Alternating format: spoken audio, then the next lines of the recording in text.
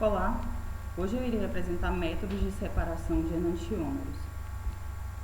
Eu me chamo Claudineia Dias e esta atividade é parte da avaliação da disciplina de Química Farmacêutica 3, ministrada pelo professor Dr. Marcelo Santos Castilho. Os enantiômeros são designados por corpos ou moléculas que possuem imagens especulares não sobreponíveis. Cada uma das moléculas quirais de um princípio ativo podem atuar de forma diferente no organismo humano.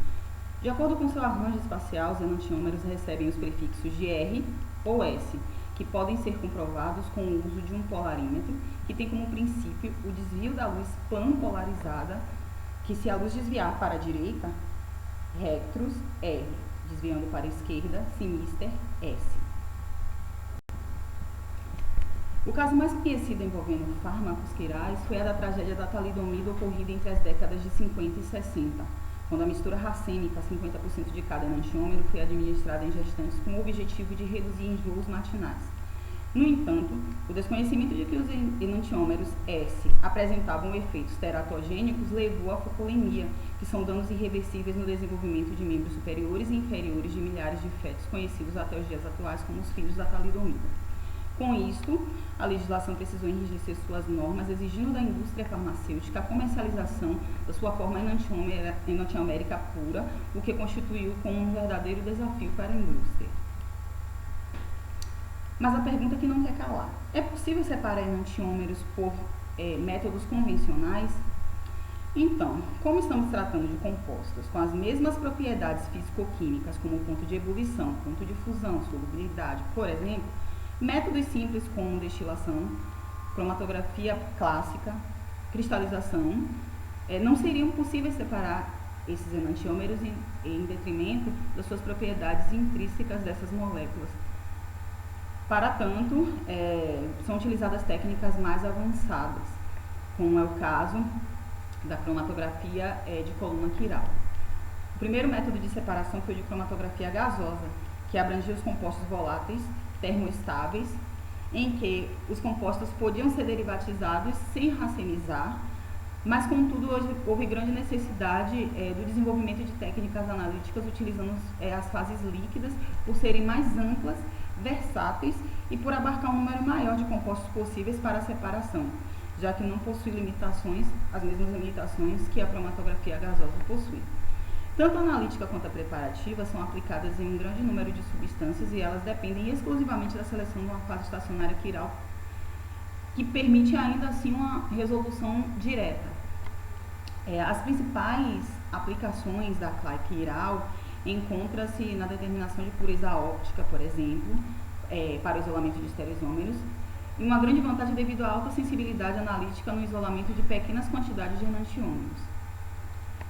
Na literatura você encontra tanto métodos diretos quanto métodos indiretos. O indireto ele se baseia na formação prévia de um diastereoisômero pela adição de reagentes ou aditivos quirais opticamente puros, os quais apresentam propriedades físico-químicas distintas, podem ser separados recorrendo-se às fases estacionárias quirais, mas, no entanto, apesar de dispor comercialmente de reagentes para a derivatização de vários grupos funcionais, ele é pouco utilizado por apresentar maior consumo de tempo atribuído à reação de derivatização, por exigir reagentes e aditivos quirais de um custo mais elevado e por possibilitar a racemização de reagentes durante a formação de diastereoisômeros ou então necessitar de um tratamento pós-recuperação desses enantiômeros, o que encarece muito o processo.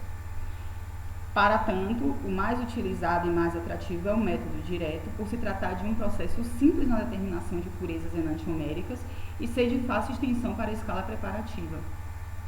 O método direto ele envolve o uso de colunas quirais e fundamenta-se na diferença de estabilidade das ligações dos pares diastereoisoméricos obtidos pelos enantiômeros e de uma dada fase estacionária quiral. A diferença de estabilidade entre os complexos diastereométricos transitórios formados entre o seletor quiral e os enantiômeros, onde conduz a diferença nos tempos de retenção e, portanto, é aí que é feita a separação. O enantiômero que forma um complexo menos estável, ele acaba eluindo primeiro.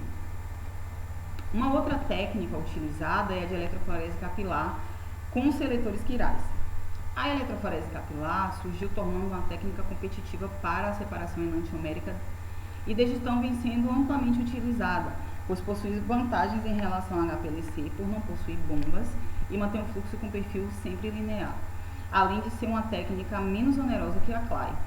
É muito aplicada em compostos quirais de interesse terapêutico. A maioria é feita em solução livre utilizando seletores quirais como os de ciclodextrina, sendo no capilar o local onde ocorre a separação. Esse capilar ele deve ser química e fisicamente resistente e deve ser um bom dissipador de calor. Afinal de contas, não se quer que ocorra a degradação do material de interesse a ser trabalhado ali. O princípio da separação se dá pela diferença da mobilidade do soluto, que é dependente da carga e do tamanho desta, além de necessitar de um fluxo eletroosmótico para promover a separação entre o material de interesse. Uma outra técnica também utilizada é a de cromatografia capilar eletrocinética, micelar ou eletrocinética. É um método de utilização limitada de separação de compostos, porque contém carga ou apresenta grande peso molecular e é definido como uma técnica de separação com eletromigração em capilar envolvendo uma fase pseudoestacionária responsável por essa separação. Ela é muito empregada em sistemas de micelas estereoespecíficas ou ainda misto com um sistema de dextrina. Por fim, o éster de Mosher. Essa técnica hoje ela é muito utilizada e o único empecilho, na realidade não exatamente um empecilho, mas o único impasse é porque ela precisa de uma dupla derivatização, o que acaba demandando mais tempo. O que ocorre é a reação da mistura com o éster de Mosher, que é uma molécula com centro quiral, então ela reage com ambos os enantiômeros, forma uma mistura de aster isomérica, que apresenta propriedades fisicoquímicas distintas, sendo possível separar após uma nova reação, por exemplo, uma reação de hidrólise, e estes são convertidos novamente em enantiômeros puros.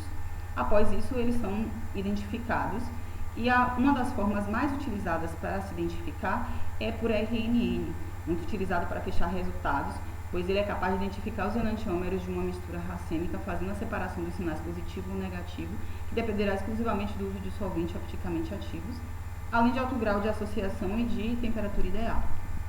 Bom, por hoje é só. Muito obrigada pela atenção.